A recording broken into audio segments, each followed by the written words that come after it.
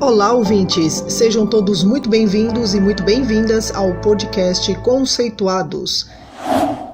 Olá! Se você é professor, graduando ou pós-graduando e tem interesse em assuntos sobre educação, esse podcast é para você.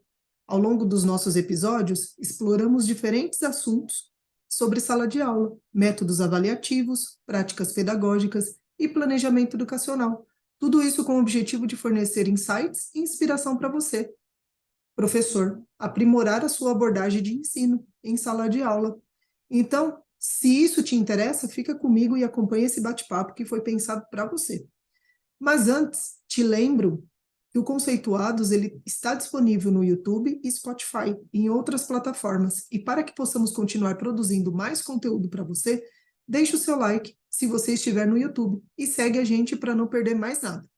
Eu sou a Marília, uma das integrantes da equipe do Conceituados, e no episódio de hoje eu vou conversar com a professora Marta Máximo sobre métodos avaliativos.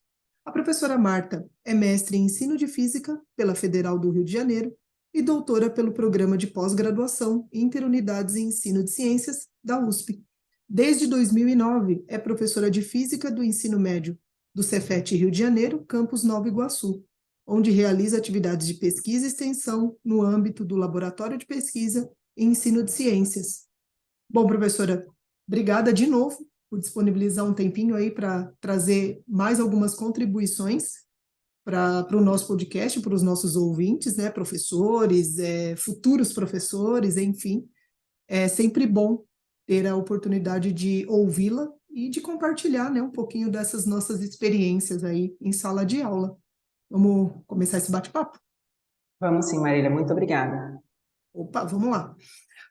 Professora, em episódios passados, a gente conversou um pouquinho sobre essa ideia de avaliações, né? E você tinha comentado sobre a possibilidade da gente ter avaliações que contemplem várias dimensões da aprendizagem dos alunos, além dessas tradicionais, que normalmente são mais utilizadas, né?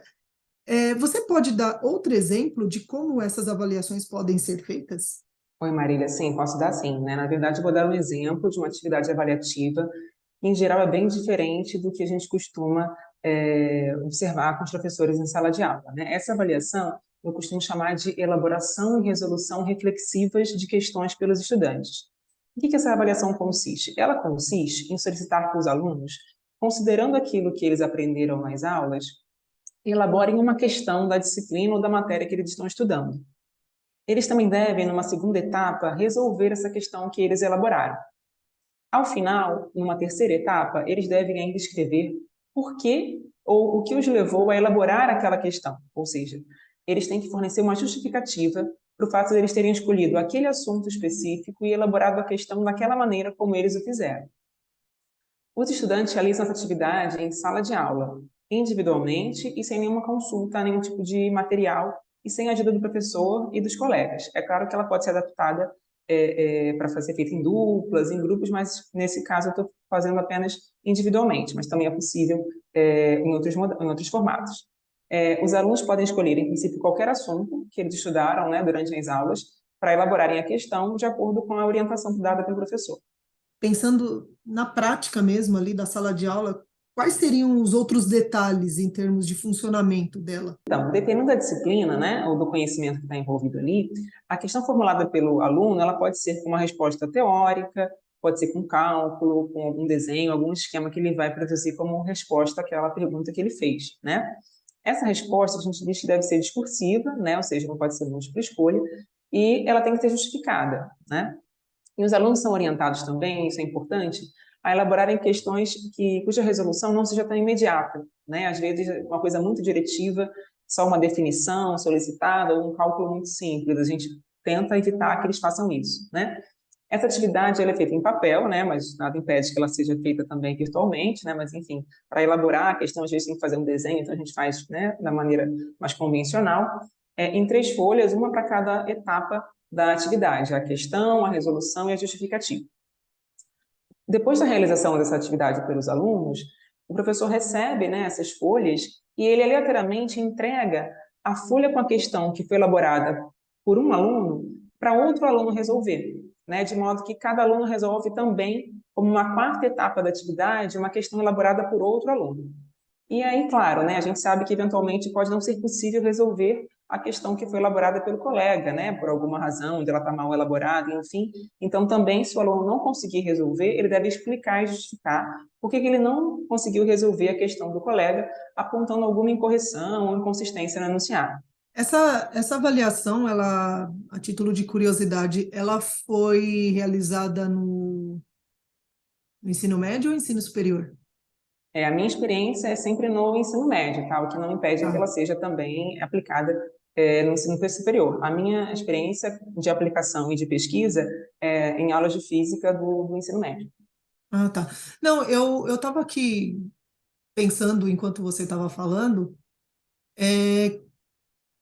que eu já vi de alguma forma, além da literatura, na verdade, eu acabei lembrando de um caso, de um colega, professor também do meu ambiente de trabalho, que tem desenvolvido tarefas assim com os alunos, né? Porque você comentou alguma coisa, no sentido de que é feito no papel, né? E nada impede de ser também feito num formato, por exemplo, digital, né?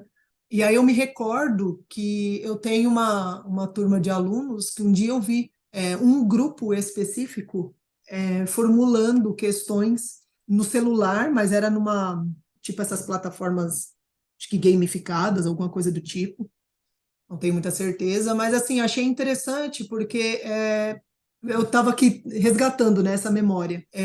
Cai um pouco no que você trouxe. Eles têm que, quem formula, né, tem que então pensar na Isso. questão, por que que a resposta é tal. Então eu comecei a lembrar assim, eu falei, peraí, calma que na prática eu já vi isso, de algum jeito, não por mim, mas por conta de outros colegas. Então eu quis compartilhar aí um pouquinho, por isso que eu acabei perguntando se era médio, né, ou superior, Sim, sim. mas Quer dizer, nada impede que os alunos uhum, espontaneamente, né, também façam isso para estudar, né, sim, para desenvolver formas de estudo em grupo ou individualmente, né.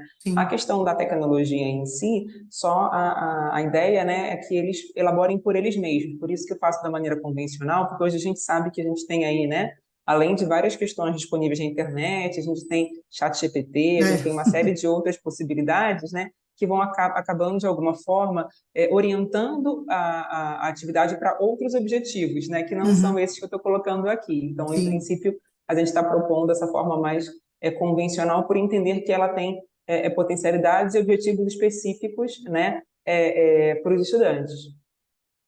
Exatamente. E pensando nesses objetivos, quais seriam eles, justificando já o uso desse formato em si? Assim, quais são esses objetivos específicos? Beleza, então são vários objetivos, né? Assim, a gente pode pensar, por exemplo, que para você fazer, né, para o aluno fazer essa atividade, é necessário que ele reflita sobre aquilo que ele sabe ou que ele não sabe para elaborar a questão, né? Então, ele deve ser capaz de elaborar, não só elaborar a questão, na verdade, né? Mas também resolver a questão que ele elaborou, né? E conseguir refletir por que que ele fez essa escolha de fazer daquela maneira a questão. Ou seja, essa análise, essa reflexão sobre o conhecimento que o estudante possui tem um caráter metacognitivo forte, né? E isso também é um objetivo dessa atividade. E, além disso, né, a metacognição já foi aqui abordada em 2 episódios anteriores do Conceituados. Então, também eu recomendo a leitura, a escuta, né, pelos ouvintes aqui do podcast, que esses episódios podem também apresentar mais possibilidades de compreensão desse objetivo relativo ao aspecto metacognitivo dessa tarefa, né? Também é importante que os estudantes formulem situações, né, problemas, enfim, questões que deem sentido aos conhecimentos que ele está estudando na escola, né? Ou seja, pensar numa situação em que aquele conhecimento apareça, isso pode ajudar o aluno, né, a formular a sua questão. É claro que os alunos sempre também podem se inspirar em questões que eles viram anteriormente, né, ou em explicações e exemplos que o professor deu, né? Isso é bastante comum de acontecer e provável, né? Mas, de todo modo, essa escolha, né, do que usar para elaborar a questão, é importante a gente disponibilizar esse espaço para os estudantes, né, para que eles tenham alguma forma de dar para aquele conhecimento ou para aquela situação de uso do conhecimento a sua marca pessoal, né, assim, o que ele escolheu, que exemplo que ele escolheu para ilustrar ou para solicitar aquele conhecimento que ele aprendeu na escola, né? Então, isso dá para ele um grau de autoria grande, né, uma marca pessoal que, ao nosso ponto de vista, né, isso ajuda o aluno também a se envolver mais com o conhecimento. E, além disso, uma coisa que eu acho que é bem bacana, que é o fato de que essa atividade, em geral, ela vai tirar um pouco o aluno da zona de conforto, né? Porque os alunos, em geral, não só no ensino médio, mas, sobretudo, também no ensino superior, né? Estão muito habituados a sempre responder as questões, as perguntas, né? E fazer as perguntas ou os questionamentos, como no caso que a gente está propondo aqui, não é tão comum, ainda mais de maneira formal, escrevendo, pensando e depois resolvendo, né? Então, além disso, essa parte de resolução da questão do colega, né, com isso, que é a etapa final, seria a quarta etapa, né, o aluno tem a possibilidade também de fazer uma análise crítica, né, claro que de forma respeitosa e por escrito, né, da questão que o outro colega elaborou. Então, ele precisa, né, estar atento ao enunciado daquela questão elaborada pelo colega, para saber se é possível de ser resolvida ou não aquela questão, né? E, em geral, essa atenção ela não ocorre nas avaliações habituais, né? Porque, em geral, o estudante está sempre confiando que aquele enunciado, né, que o professor elaborou, e, claro, de fato, o professor não vai, né, em princípio, errar de propósito, mas ele não está atento, né, ao enunciado, ele sempre aceita o enunciado, em princípio, né, de uma maneira até um pouco mais passiva. E quando ele é levado a pensar no enunciado que outro colega elaborou, isso também é uma maneira, né, de ele começar a analisar mais criticamente os textos e as perguntas, os questionamentos que ele está vivenciando, que ele está vendo ali na escola, né? Então, de alguma forma, o desenvolvimento do pensamento crítico sobre o conhecimento e as situações que dão sentido ao conhecimento também é um ponto que a gente considera positivo dessa atividade. Claro, a gente pode pensar também que em contextos de graduação, por exemplo, em cursos de licenciatura, né, essa atividade eu penso que ela pode ser ainda mais relevante, né, visto que professores em geral têm isso como tarefa, né, elaborar avaliações, elaborar questões, atividades, problemas, então isso pode ser também uma forma de desenvolver mais essa habilidade nos licenciados. É verdade. Eu estava pensando aqui nessa questão do colocar o aluno para elaborar, né, criar uma questão, uma atividade que seja, colocar ele nessa condição, né, o quanto que realmente, né, como você bem mencionou, isso leva a gente a pensar nas questões metacognitivas, né? Porque o aluno ele vai sair de uma condição passiva de recebimento de algo pronto, né? E ele vai ser o responsável por aquela atividade, né? Então, ele percebe a necessidade da clareza, né? Por o quanto aquilo precisa estar claro para o outro. A gente pega bastante no pé do aluno, né? Principalmente em ensino médio, quando ele precisa escrever, né? Então, Sim. a clareza é um negócio que assim, na hora da escrita, claro, não só eles, né? Todos nós, em algum momento, quando a gente quer colocar ideia ali, a gente quer tentar deixar o mais claro possível. E às vezes isso não fica É evidente, verdade. né? Sim, verdade. Você se inspirou em algum tipo de trabalho da literatura? Você conhece autores que trabalham muito com isso? Já tem isso formalizado na literatura ou não? Como que é? Como que foi essa sua experiência para chegar aí? Certo, então, na verdade, essa atividade foi uma das atividades que eu desenvolvi no meu doutorado, né? Então, ela começou um pouco, né, com essa ideia de ser um instrumento de pesquisa para o doutorado e ela acabou virando uma prática minha, né, como professora também na educação básica, né? E, na verdade, assim, em termos de literatura, eu confesso que eu nunca vi uma referência explícita a isso, né? O que nós temos no ensino de ciência, especificamente, é essa questão das perguntas, né? Da formulação de perguntas, tanto do aspecto argumentativo quanto da questão investigativa, né? São elementos que aparecem na literatura, né? De alguma forma, assim, bem geral.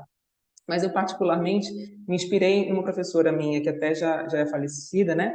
Professora do mestrado, que me deu aula lá na FRJ, e num dado momento, ela era argentina, né? Professora Suzana de Souza Barros, e ela, num dado momento do mestrado, ela comentou assim, a gente faz muitas perguntas para os alunos, mas a gente deixa os alunos perguntarem pouco, né? Você já perguntou para o seu, já pediu para o seu aluno fazer uma pergunta? A gente tem que responder, a gente tem que responder mais ou ouvir mais e os alunos têm que perguntar mais, né? A gente tem que fazer menos perguntas e eles é que têm que perguntar. Então isso um pouco ficou em mim e aí no momento do meu doutorado eu precisava de alguns instrumentos, eu acabei utilizando esse instrumento de coleta. Então, assim, do ponto de vista formal, eu acho que aí o iniciozinho disso é um pouco da questão da argumentação, da questão investigativa ali da literatura, eu diria, da nossa área de ciências, né? Eu tive essa experiência com essa professora que me fez esse questionamento e que me levou a pensar sobre isso. No momento eu não desenvolvi e com o tempo isso, né, com o doutorado isso me chegou de novo, né? E aí desde então eu tenho desenvolvido e melhorado essa atividade, né? A maneira como eu estou contando para vocês aqui, ela já, né, avançou bastante. Então, na verdade, o que eu acabei produzindo foram estudos sobre essa atividade, né? Como não tinha nada, então eu acabei pesquisando bastante essa atividade no âmbito do LAPEC, do meu laboratório, né? Com alunos de PIBIC do ensino médio que se dedicaram a analisar esses dados produzidos por esses alunos, né? Que a gente aplicava a atividade, e a gente teve também metodologias com entrevistas de alunos que já tinham feito a atividade várias vezes, então nós temos vários trabalhos tentando analisar essa atividade, avaliar as potencialidades dela, caracterizá-la e ver como que os alunos vão se desenvolvendo nela, em especial ao longo do tempo e considerando os aspectos metacognitivos, né? A gente acabou fazendo pesquisas com essa atividade, porque de fato não tinha isso na literatura ainda.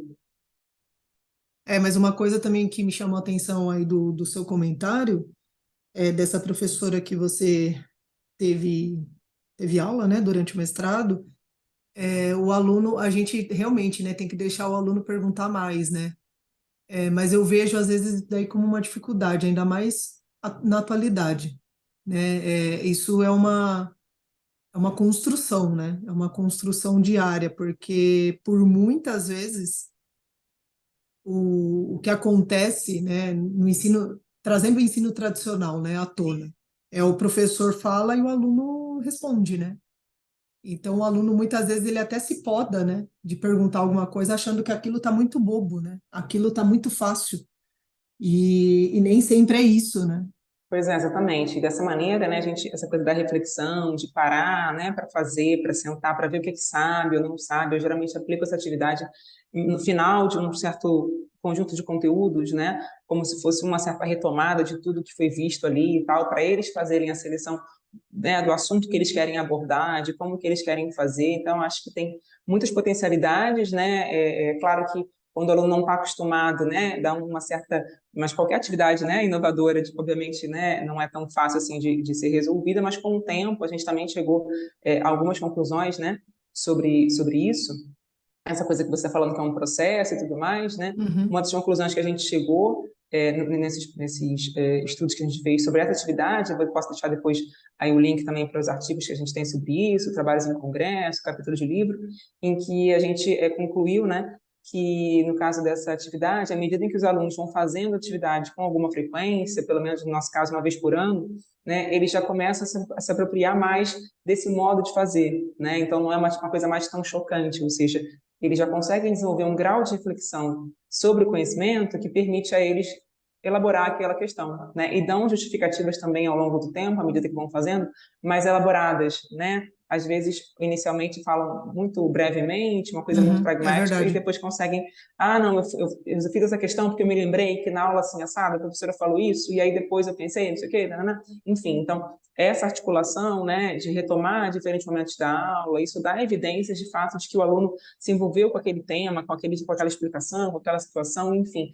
Então, a gente tem tirado, né, algumas conclusões também, em termos de pesquisa, que apontam para a potencialidade dessa atividade também. Muito bom. O que me faz lembrar aqui, só para ir para a gente para a última pergunta, isso me remete a trabalhos. Eu sei que não é exatamente a mesma coisa, mas me remete a trabalhos que envolvem a temática da argumentação, né? Como você disse, né? O aluno, ele no começo, ele Sim. vem com justificativas muito breves, que eles são assim, né? Quando a gente está começando alguma coisa, a gente faz tudo muito breve e depois vai ficando melhor, né? Então, me remeteu a esse tipo de situação.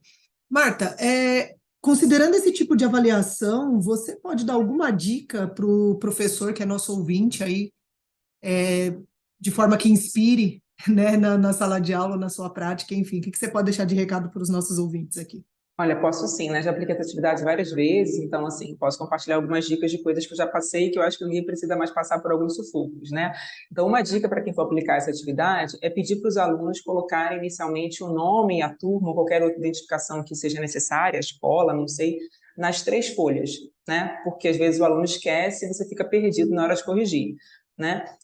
E outra dica também é não unir as folhas logo no início, né? Por quê? Porque você vai ter que passar a terceira folha de um aluno para o outro, né? Então isso vai gerar depois um transtorno na hora de tirar ali o grampeador, enfim, né? Uma outra coisa importante também é quando você for passar para o outro aluno resolver a do colega, né? Pedir para esse aluno escrever resolvida por e colocar o nome dele, né? Porque senão você não sabe quem é que elaborou e quem é que resolveu. Isso ajuda na logística, né, da correção da tarefa pelo professor, né, porque, assim como outra atividade avaliativa, a gente também pode pontuar essa atividade, né. Em geral, essa atividade costuma, né, na minha experiência, durar entre 20 e 30 minutos, dependendo aí, né, se a turma tem mais ou menos dificuldade, está mais ou menos habituada, né.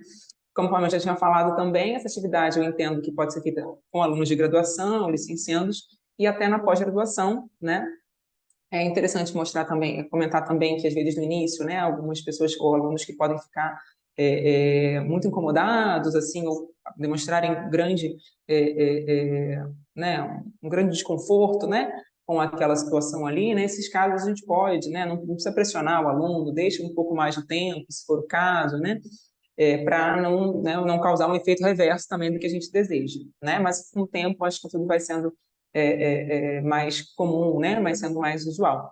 Eu não costumo avisar que eu vou dar essa atividade, tá? E eu também não explico nenhum assunto antes, assim, né? Eu começo a aula daquele dia com essa atividade, né? Que eu quero observar como que o aluno está se desenvolvendo até o momento, né? Eu não quero que ele já venha com uma questão de casa pronta, que ele viu em algum lugar para reproduzir para mim ali, né? Então, eu tomo esses cuidados, mas é claro que isso influencia na expectativa sobre o rendimento que eles vão ter na atividade, né? Então, eu tento fazer sem uma preparação prévia e considero, obviamente, aquilo que ele está me fornecendo, né? Mediante as condições dele, ou seja, sem consultar nada, sem eu avisar o que ele consegue elaborar, né? É como eu aplico, não quer dizer que todo mundo tem que fazer assim, mas por conta de a gente não ter uma mera reprodução, né, de alguma coisa que já foi previamente dada e aí se perde o objetivo que a gente está trazendo com a atividade. Ah, muito bom, bem interessante mesmo, viu? Professora, a conversa está bem interessante aqui, né, sobre avaliações aí diversas, né, várias formas, né, mas essa daqui ela é bem especial mesmo. Mas a gente precisa já dar encaminhamento aqui para o final, então, de novo, eu agradeço por você ter tirado um tempinho aí para conversar comigo de novo e para compartilhar essa experiência com os nossos ouvintes aqui do Conceituados. E eu espero, né, que quem acompanha a gente, principalmente professores, possam, de alguma forma, se inspirar nessa atividade. Então, em nome do Conceituados, de novo, agradeço a sua presença e se quiser fazer alguma consideração final, fique à vontade. Marília, obrigada. Só agradecer a oportunidade de divulgar o trabalho, de compartilhar a experiência. Acho que é importante a gente ouvir, né, novidades, coisas diferentes, até para inspirar outras ações ou outras reflexões dos colegas professores, futuros professores também, os licenciandos, né? Quem está na pós-graduação e que também vai ser professor em algum momento, enfim, sempre que a gente puder compartilhar experiências para ajudar os colegas, né? Eu acho muito salutar e fico sempre à disposição. Muito obrigada aí pelo convite mais uma vez. Você, ouvinte, que nos acompanha sempre, obrigada pela sua audiência. Fique sempre ligado nos nossos episódios e aproveite, escolha então a sua plataforma preferida e fique por dentro de tudo que a gente faz para você, certo? Conceitue-se você também. Tchau, até mais. Além do podcast, você pode encontrar informações sobre o nosso grupo de pesquisa e o conhecimento produzido no canal do YouTube, Facebook e LinkedIn Mapas Conceituais e o nosso perfil no Instagram, Conceituais Mapas. Esperamos vocês por lá.